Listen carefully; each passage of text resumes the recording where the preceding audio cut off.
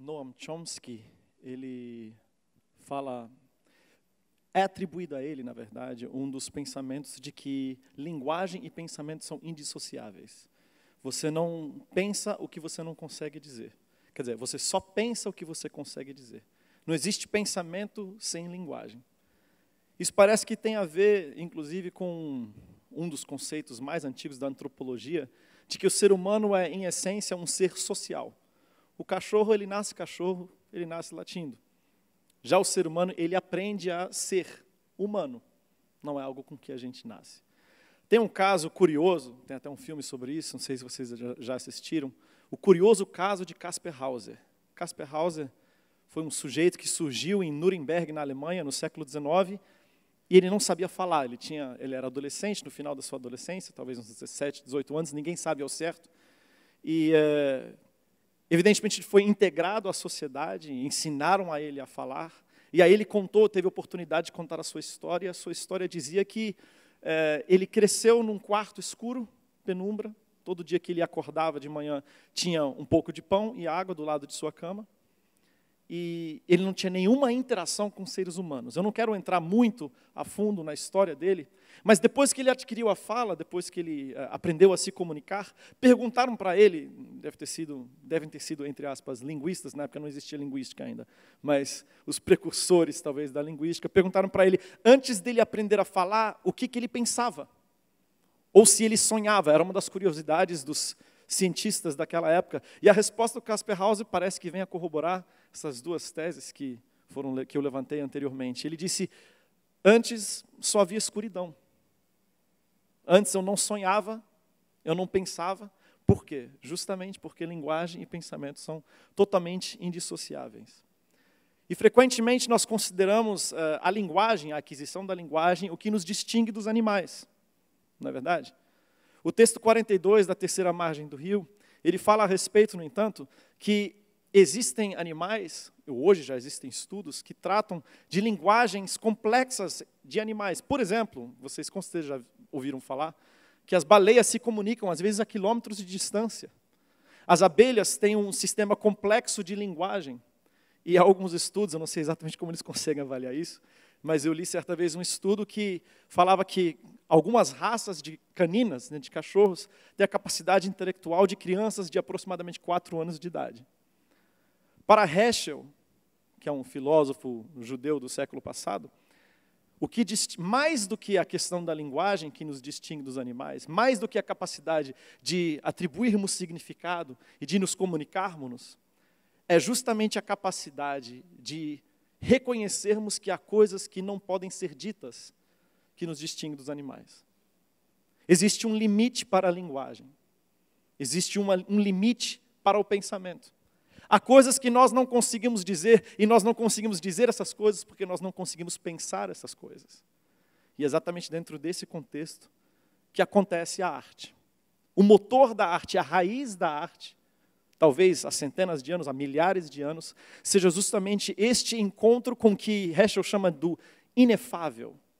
O encontro com o inefável, aquilo que não se pode dizer, aquilo que não se pode pensar, é o que é a raiz da arte. Talvez seja por causa da minha orientação religiosa que eu tenha dificuldades em aceitar a premissa de Platão de que a razão e aquilo que nós podemos compreender seja superior a todas as outras coisas. Para mim, justamente o que nós não podemos compreender, justamente aquilo que nós não podemos dizer, é que é o superior a todas as outras coisas. Ferreira Goulart, ele reconhece a importância da arte para os movimentos sociais, para a cultura, para a educação, as questões pedagógicas, a utilidade da arte, mas para ele, em essência, ou em primeira instância, a arte é algo de percepção. É algo que você percebe, algo que você experimenta, e ele chama isso de um relâmpago. Isso, na verdade, está no livro dele, Relâmpagos. É como um relâmpago. E aqui eu queria contar para vocês, rapidamente, uma das minhas primeiras experiências com pintura, que não é a minha arte, no caso, eu sou músico. Mas eu estava viajando com um grupo, no qual, na época, ainda não tinha uma carreira solo. Em 1999, estava viajando com um grupo pelos Estados Unidos. A gente estava ali num calor, no verão, estava uns 40 graus em Washington. A gente estava com a tarde livre, ali nas redondezas do Smithsonian, que é aquele museu, o maior museu, complexo de museus do mundo, né? E a gente estava com a tarde livre e não sabia o que fazer, e eu tive a brilhante ideia, falei, a gente está em Washington, a gente está na capital, deve ter, olha a inocência, né, adolescente, deve ter uma galeria de arte aqui, vocês topam? Eu com mais 2 amigos, vamos perguntar se tem uma galeria de arte aqui. Eu cheguei num policial que estava ali, né, super seguro aquela região, perguntei para ele, tem uma galeria de arte aqui por aqui? E ele respondeu, tem a National Gallery of Art, se você quiser, né? Me indicou o caminho, a gente foi para lá, e da maneira mais despretensiosa possível, eu tive meu primeiro contato real, né, de vida adulta, talvez, com arte. E foi a primeira vez também que eu vi um quadro original de Van Gogh.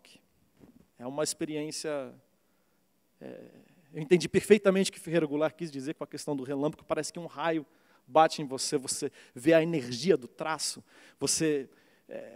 a angústia, né, deste homem tão perturbado, e aquilo, a sublimação daquilo, né, eu compreendi a questão do inefável de uma maneira como nunca antes tinha compreendido. Talvez vocês não tenham tido ainda a oportunidade de ver um original de um artista deste calibre, mas existe uma coisa numa melodia que às vezes toca a gente, mesmo às vezes sem letra, às vezes com letra, às vezes é a combinação dessas duas coisas. Existe uma coisa que a arte tem, que uma melodia singela pode causar, seja ela popular, seja ela rebuscada, mas ela consegue evocar em nós coisas que nós sequer sabíamos que existiam dentro de nós. E ela consegue lembrar a gente de coisas que a gente achava que tinha perdido, que a gente nem lembrava mais que existiam dentro de nós. A arte tem essa capacidade. Voltando para Heschel, o mundo moderno, a vida moderna, ela nos distancia desta experiência, deste encontro com o inefável. A começar pelo fato de você viver numa cidade maluca como a cidade de São Paulo, que é onde eu moro. Esse encontro com o inefável se torna cada vez mais raro, se torna cada vez mais difícil. E, inclusive, para o homem moderno, a relação que nós temos com a natureza, ela gira mais em questão de utilidade, da gente se apropriar, do que a gente pode usar, do que a gente pode ganhar. E o egocentrismo do homem moderno, ele é tão arraigado, ele é tão avassalador, que até dentro da minha raiz religiosa, da educação que eu tive, eu lembro quando, sei lá, na década de 90, no começo da década de 90, ou no final da década de 80, quando foram me ensinar o verso, ama teu próximo como a ti mesmo, amai teu próximo como a ti mesmo, com certeza você já ouviu isso, as palavras de Jesus, que estão em Levíticos 19 também, na verdade, Jesus está citando o Antigo Testamento quando ele vai dizer isso. A gente conseguiu transformar isso num recado de que nós devemos amar a nós mesmos. O século XX, o século XXI, a gente é tão egocêntrico que a mensagem mais em prol de outro, do outro, de você compreender o outro, a gente conseguiu transformar num recado, a psicologia moderna conseguiu transformar num recado, que a gente tem que amar a si mesmo, para depois poder amar o próximo. Eu poderia, em se tratar de arte, haveria tanta coisa que eu poderia dizer. Eu poderia dicotomizar arte versus entretenimento. Isso daria uma palestra de 15 minutos ou mais. Eu poderia falar a respeito de arte versus massificação.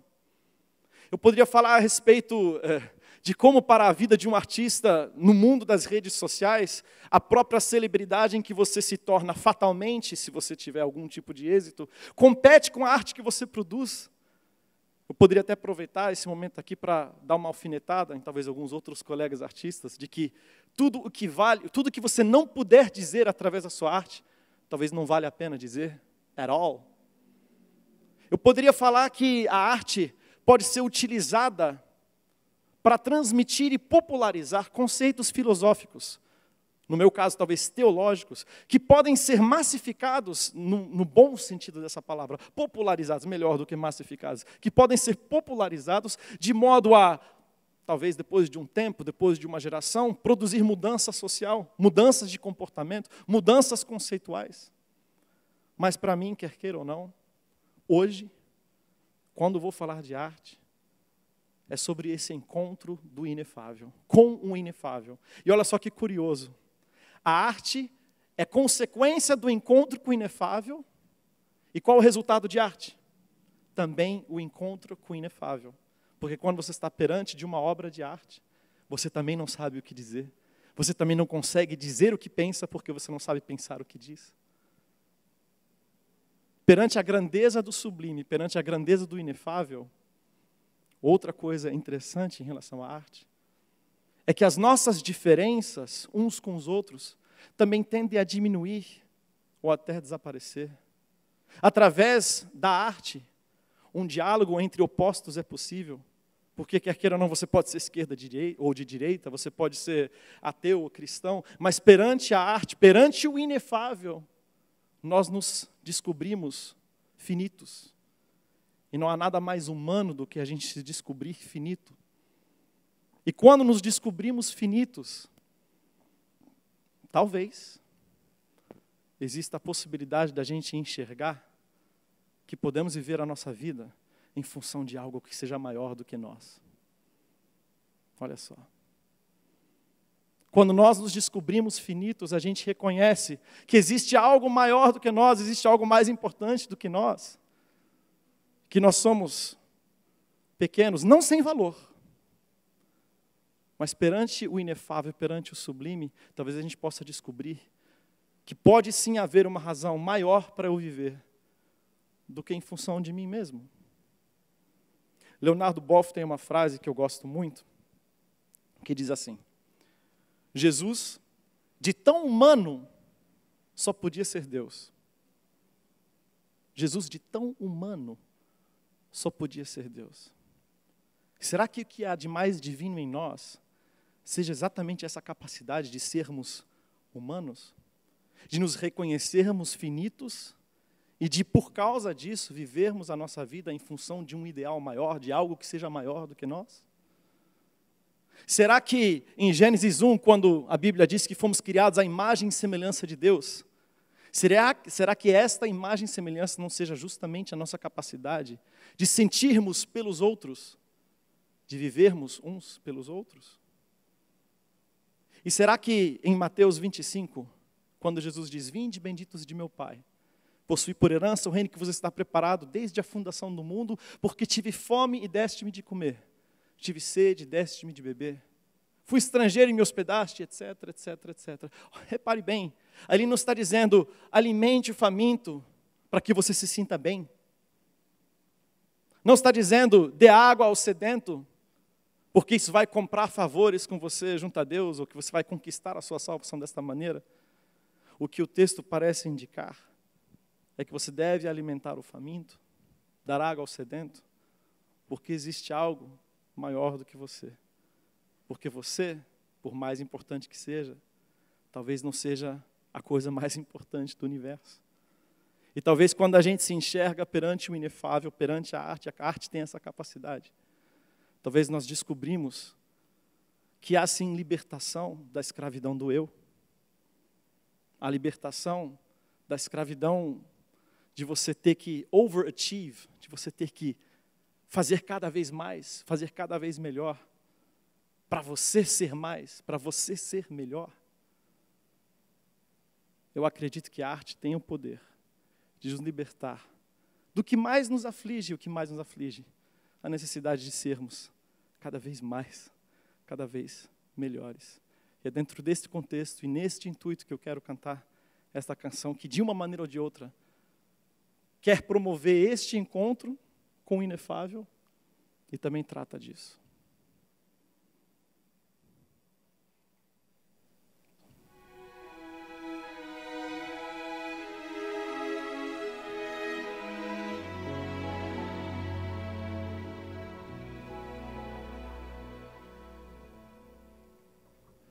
Meu desejo é te louvar e adorar-te, ó Senhor, não somente em palavras, não somente em canções. Teu querer eu vou cumprir, teu caminho vou seguir e aos outros vou levar teu amor, teu amor. somente a ti vou honrar, meu Senhor. Somente a ti vou cantar em louvor. Que haja poder nesta oração para transformar o meu viver. Tu és meu Deus, meu Pai de amor, somente a ti a gratidão.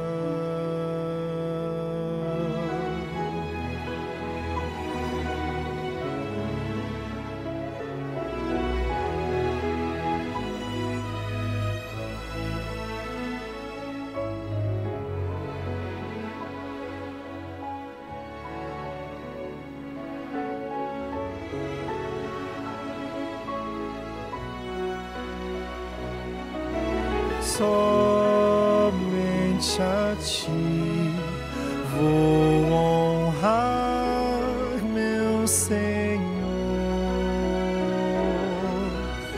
Somente a ti vou cantar em louvor. Que haja poder nesta oração para transformar o meu viver. Tu és meu Deus, meu Pai de amor, somente a ti a gratidão.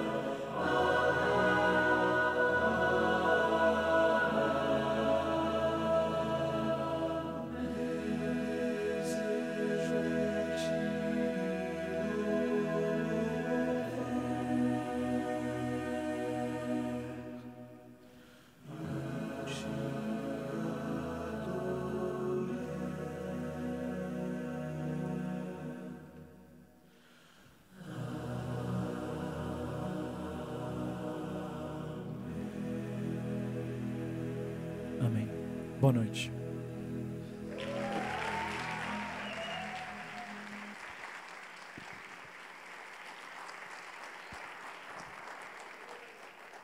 Dava para terminar de um jeito melhor? Meu Deus do céu. Então é isso. Muito obrigado por terem participado dessa jornada. Foi absolutamente incrível para mim. Espero que tenha sido para vocês também. E é isso aí. TEDx Santos 2017. Nos vemos em 2018. Grande abraço a todos.